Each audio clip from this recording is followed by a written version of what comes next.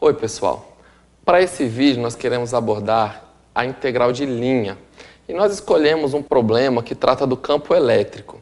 Então a integral de linha nós vamos fazer supondo que nós temos um fio carregado e esse fio está num formato especial que eu desenhei aqui.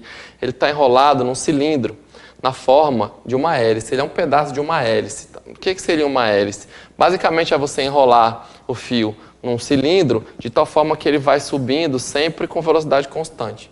Então, o espaçamento desses saltos é sempre constante. Qual é a parametrização dessa hélice? Para a gente fazer a integral de linha, em geral, você quer trabalhar com a parametrização. Então, você vai saber o quê? É como se você tivesse enrolado aqui no seu plano XY, exatamente um círculo, só que ele ganhou a altura aqui para cima e para baixo, certo? Então, a coordenada Z não é sempre 0. Mas, de qualquer forma, a projeção da hélice no plano dá o círculo. Então, é natural você pensar que a sua parametrização em x e y é a parametrização do círculo, que é cosseno de t e seno de t. E depois Z, olha só, o Z é o próprio t. Isso já indica que a hélice está subindo com uma velocidade proporcional ao parâmetro. Conforme o t passa, ela vai ganhando altura, na mesma proporção, porque a altura é exatamente a coordenada Z. Tá bom? Lembrando que para essa hélice a gente tem o t entre menos π e π. E isso já gera na hélice algumas simetrias que também vão ser comentadas. Tá? Então, nesse fio, que nós estamos imaginando que é um fio, ele começa lá atrás, como se tivesse aqui o cilindro, o ponto lá atrás, quando o eixo X passa lá por trás. Começa enrolando lá atrás, dá a volta, passa por aqui, no eixo X aqui, agora sim aqui na frente, passa pela frente, dá a volta de novo e termina lá atrás. Eu acho que vai estar claro para todo mundo que a hélice ela é simétrica em relação ao eixo Y, porque, veja, você tem uma meia volta aqui, com o eixo Y positivo, e tem uma meia volta para cá, o eixo Y negativo. E também com relação ao eixo Z, quer dizer, você começa numa altura menos π, vai dando essa volta para cá e atinge uma altura π lá no final, certo? Para cada ponto da hélice que você tem aqui, se você pensar diametralmente oposto à origem, você tem um ponto embaixo. E, bom, esse ponto embaixo ele vai ser simétrico em relação ao eixo Y e ao eixo Z. Você fala, professor, em relação ao eixo X?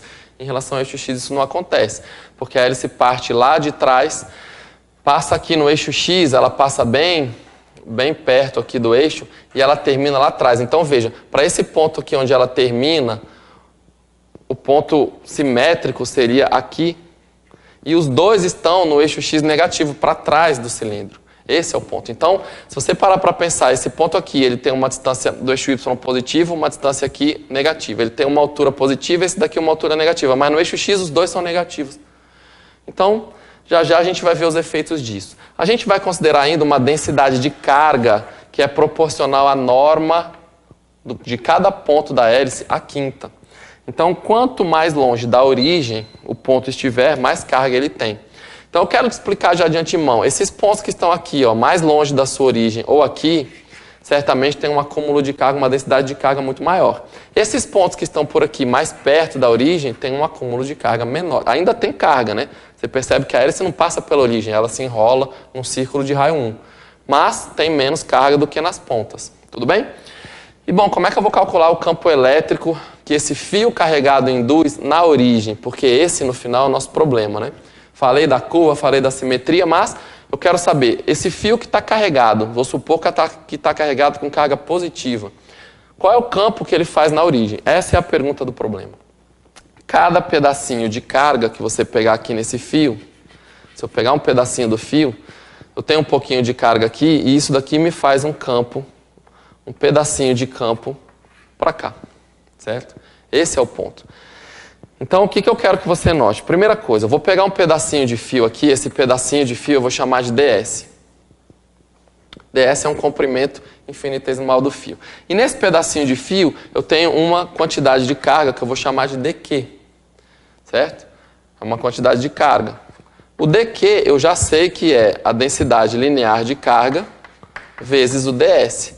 E, bom, se você estudou um pouquinho sobre integral de linha, você sabe que o elemento de arco é simplesmente a norma do vetor velocidade dt. Então, aqui eu já vou colocar isso daqui vezes a norma do meu P' de t dt.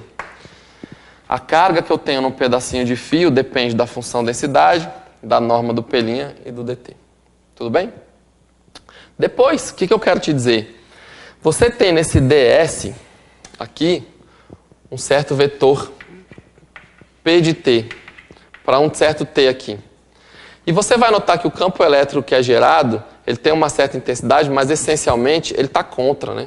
Se eu considerar que essa carga aqui é positiva, o campo elétrico é contra a posição.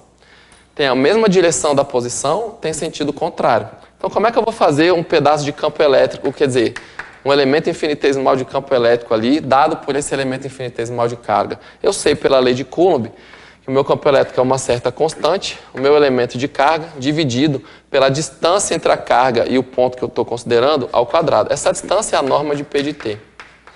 Então, esse daqui é o módulo do meu vetor campo elétrico. É uma constante, a carga, dividido pela distância ao quadrado. Mas eu quero vetor, então se eu tenho uma intensidade e eu estou buscando um vetor, basta eu multiplicar agora por um vetor unitário de mesma direção e mesmo sentido. Ora, quem é um vetor unitário de mesma direção e mesmo sentido do campo? Lembra que meu campo está aqui. Eu sei que ele é contrário ao P de T. Então eu vou multiplicar aqui contrário ao vetor unitário P de T. O vetor unitário P de T é P dividido pela sua norma. Como eles têm sentidos contrários, eu coloquei um menos. Então, bom, o vetor campo elétrico é isso aqui. E é esse vetor que eu tenho que integrar. Eu tenho que integrar esse vetor aqui para T de menos π até π, para saber as componentes como é que são. Tudo bem? Então, antes de eu integrar esse vetor, eu vou fazer algumas contas aqui, como, por exemplo, quem é a norma de P de T? Então, eu tenho ali cosseno, seno e T como sendo as coordenadas. Esse vetor, claro, tem um comprimento. E esse comprimento, eu vou calcular a norma ao quadrado, tá? Para tirar aquela raiz por enquanto. Esse comprimento é o cosseno ao quadrado, mais o seno ao quadrado, mais o T ao quadrado. E, bom, é muito simples essa parte, porque dá 1, então vai ficar 1 mais T ao quadrado. Isso aqui eu acho que é bem tranquilo. Depois eu vou precisar calcular o vetor velocidade. Então, eu já vou calcular logo o vetor P' de T para todo T, e você já sabe que você só deriva, né? Então, você deriva o cosseno, dá menos seno. Você deriva o seno, dá cosseno. Você deriva o T, dá 1. E vou calcular também a norma do vetor velocidade. Então, agora que eu já sei quem é o vetor, fica simples calcular a norma. Isso daqui vai ser a raiz de cada uma dessas coordenadas ao quadrado, certo? Então, eu vou colocar a raiz de menos seno de t ao quadrado, a raiz de cosseno de t ao quadrado, 1 ao quadrado, pego a soma toda, tiro a raiz. E é simples também, porque aqui você tem 1 com mais 1. Então, essa parte é fácil. Essa norma é raiz de 2. Quero dar uma olhada ainda naquele campo elétrico que eu coloquei ali, tá? Então, eu vou escrever o meu campo elétrico da seguinte maneira. O meu campo elétrico vai ser a integral em cima da curva do meu DE. Tá? A integral em cima da curva do meu DE. Veja, eu tenho a integral do K, que está ali. Eu tenho um menos P de T, que eu já vou botar menos P de T. Eu tenho que dividir por norma de P ao quadrado e norma de P de novo. Então, eu vou dividir por norma de P ao cubo. É a expressão que a gente viu. Depois eu tenho que colocar o dq. E o meu dq eu já sei que ele é isso aqui, ó. Ele é o delta, que é a função densidade. Ele é a norma do P', que eu já calculei que é a raiz de 2. dt. Então, basicamente, o meu campo elétrico é menos a integral sobre a curva de K, P de T, delta T, raiz de 2 dt sobre a norma ao cubo. Uma coisa que eu quero já ressaltar. Quem é a densidade? Ora, a função densidade ela é igual à norma de P de T à quinta. Então, você vai ter aqui a norma de P de T à quinta sobre a norma ao cubo. Isso aqui se cancela, sobra a norma ao quadrado aqui. Então, vai sobrar a norma ao quadrado, que é justamente 1 mais t ao quadrado. Então, esse campo aqui, eu vou integrar em cima da curva. Presta atenção, vou tirar logo as constantes, que é o k e o raiz de 2, tá? K e raiz de 2. Eu vou fazer a integral em cima da curva, essa integral é de 0 até... Aliás, desculpa, é de menos π até π, certo? Que é a forma que eu parametrizei.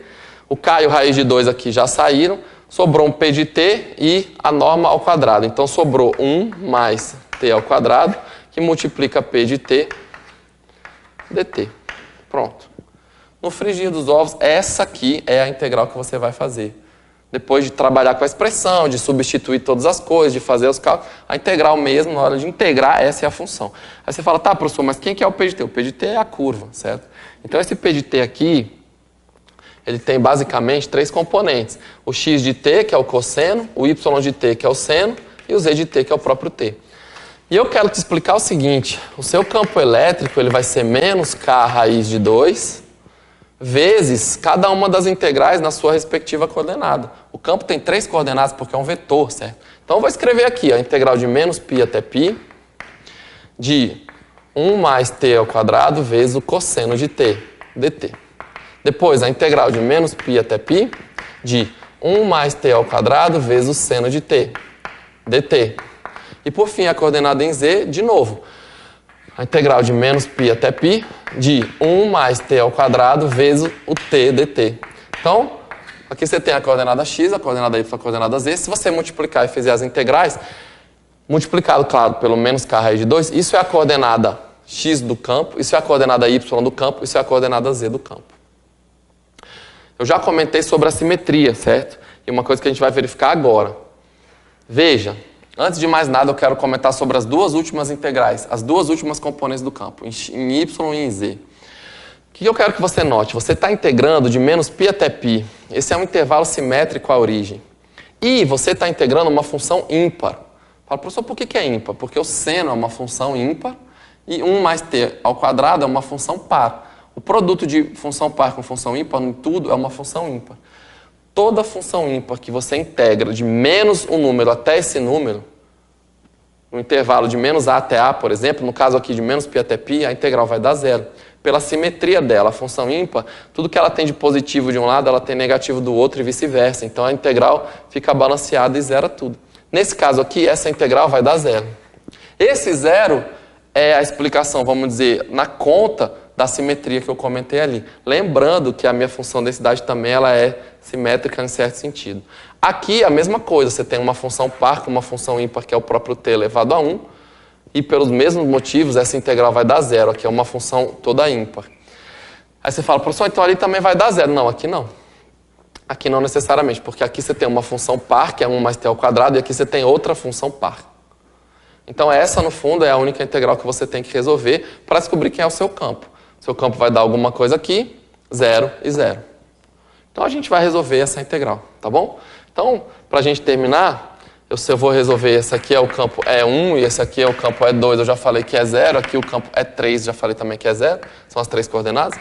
E o meu E1, simplesmente, ele é menos k raiz de 2 vezes aquela integral. E essa integral eu já vou separar em menos π até π, e eu vou distribuir o cosseno aqui. Então vai ficar o cosseno de t dt, mais a integral de menos π até π, do t ao quadrado cosseno de t, dt. E, bom, vou te mostrar como é que faz rapidinho aqui, tá bom? Essa daqui é trivial de fazer, tá? A integral do cosseno, você já sabe que vai dar o seno, tá? Então, ela realmente é simples. Essa integral aqui vai ficar zero. Tá? Simplesmente porque a função cosseno ela tem uma simetria com esses intervalos. Essa daqui é que vai ser, vamos dizer assim, um real problema. Então essa daqui você vai fazer como? Você vai fazer por partes, né? Então vamos tentar fazer aqui. É de menos π até π. Você vai fazer t ao quadrado cosseno de t dt, tá bom? Essa integral você vai fazer por partes. Eu vou indicar um primeiro caminho que é o seguinte. Você vai chamar essa parte de u igual a t ao quadrado, e essa outra parte aqui de dv. Tá? Então, seu dv é cosseno de t dt. Ok? E aí, quando você fizer isso, você vai cair na fórmula lá de integração por partes, que é u vezes v aplicado de menos π até π, menos a integral de v du. E essa integral de v du vai dar uma integral do tipo t seno t. Tá bom? E nessa integral você vai usar partes de novo. Então, basicamente, você vai fazer isso aqui por partes 2 vezes. Tá claro? E, bom, a resposta disso daqui, eu já vou te falar logo, a resposta dessa parte é 4 vezes π. Tá? É 4 vezes π. Então, talvez você queira checar essa situação, enfim, mas é a resposta da integral. E aí você vai multiplicar por isso daqui, certo? Menos k raiz de 2, 4 vezes π. E, bom, esse é o campo na coordenada x. Ele é negativo, portanto. Aliás, perdão, essa integral dá menos 4π. E aqui dá mais, certo? É isso. Essa integral dá menos 4π. Com esse menos aqui cancela e dá mais. Pronto. Basicamente, o que você tem que saber é que no eixo x ela é positiva, tá? Ela é positiva. Então, voltando aqui para o meu desenho, se eu fosse desenhar agora o campo resultante de fato da integral de tudo isso daqui, horas, eu já sei que aqui eu tenho uma quantidade de carga muito mais concentrada e aqui também, muito mais concentrado. Aqui eu tenho uma concentração menor. É natural pensar que a concentração maior de carga que está atrás coloca um campo elétrico aqui no x, no sentido positivo do eixo x, e esse é o campo resultante. Por quê? Porque o campo em y e em z nós já vimos que dá zero. Tá bom? Então, foi uma aplicação interessante aí das integrais de linha. Eu espero que você se encoraje a fazer bastantes exercícios e fique craque nesse tipo de integral que vai ser muito importante para teoremas que nós temos posteriormente nesse curso, tá bom? Obrigado pela sua atenção e até uma próxima.